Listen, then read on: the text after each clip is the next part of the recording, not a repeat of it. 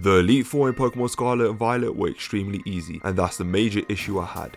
Not only were the opposing Pokemon really easy to deal with, but Gamefreak also allowed you to change your team whenever you finished the battle. And on top of everything, apparently the Elite Four have no idea what items are and decide to not heal their Pokemon.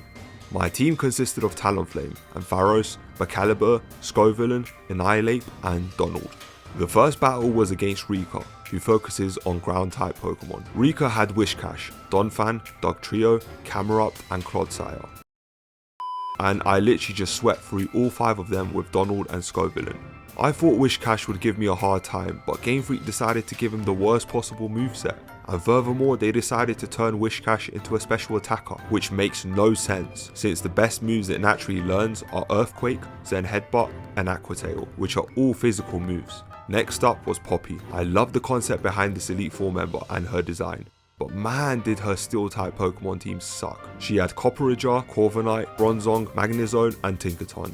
I used Scovillain to burn most of them, and then Macalibur sorted out Bronzong with his crunch. Magnezone had Sturdy, which could be a real threat, but unfortunately the Elite Four don't know how to take out Pokemon, so instead of hitting me and taking me out, it decided to start setting up. The third Elite Four member was Larry, and personally was the easiest out of the 4. He specialised in flying types.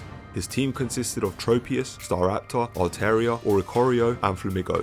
I understand that Gamefreak wanted to shine the light on their new Flamingo Pokemon by giving it a Terra moment, but that just made it worse. I would have rather gave it to Altaria or Staraptor, who are by far the strongest out of the bunch. So I ended up just sweeping his entire team with Macalibur and Ampharos.